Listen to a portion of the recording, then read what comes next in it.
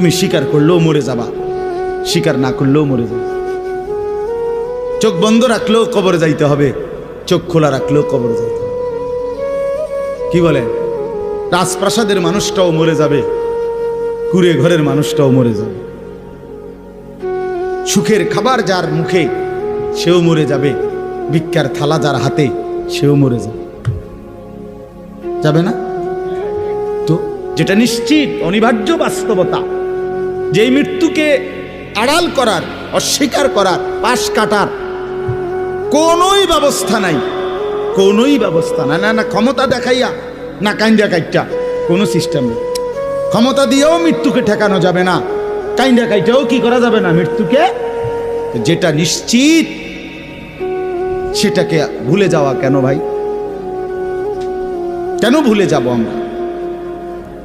আল্লাহর নবী সাল্লাল্লাহু আলাইহি ওয়াসাল্লামের যেই হাদিস আমি পড়ছি, এটাই নবীজি বলছেন, আকসিরু যিকরা হাদিমিল লাজ্জাত। আমার উম্মত প্রতিদিন বেশি বেশি ওই জিনিসটাকে স্মরণ করো যেটা তোমার সমস্ত স্বাদ, আহ্লাদ, সমস্ত ব্যস্ততা সব কিছুকে স্তব্ধ করে দিবে। সব কিছু, সেটার নাম মৃত্যু। হাদিসে আছে মৃত্যু সব কিছু বন্ধ করবে। তোমার নাক, তোমার চোখের দৃষ্টি, তোমার কানের শ্রবণ শক্তি, তোমার জবানের উচ্চারণ, তোমার জিহ্বার স্বাদ, তোমার হাতের নড়াচড়া, তোমার ব্যস্ততার এই জিন্দিগি স্তব্ধ করে দিবে। দিবে কিনা বলে? আমি অনেক সময় বলি, আমার প্রায় সময় জানাজা পড়তে গেলে মনে হয়, দেখবেন জানাজার নামাজেও মনে করেন 10:30 বাজে জানাজার টাইম দিছে, 10:30 জানাজা, 10:34 বাজে গেছে, 30-40 বাজে গেছে। কিছু মানুষের এই পরিমাণ অস্থিরতা, এই মিয়া টাইম টেবিল ঠিক রাখো না, কইলা 10:30টায় জানাজা, 10টা মিনিট ওভার হয়ে গেছে, কতক্ষণ খাড় করায় রাখবা? মানে উনি ব্যস্ত, ওনার এই 10 মিনিট সময় নাই।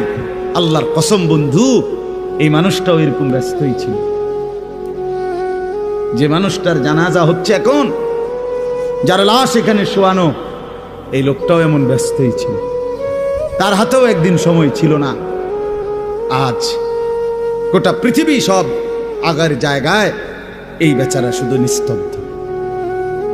চোখের সামনের জলজ্জান্ত মানুষটা স্তব্ধ, আর হাত নড়ে না, পাও নড়ে না, আর চোখ নড়ে না, জিহ্বা নড়ে না। এই জন্য দুনিয়ার এই ব্যস্ততার ভিতর দিয়ে আমরা যদি মনে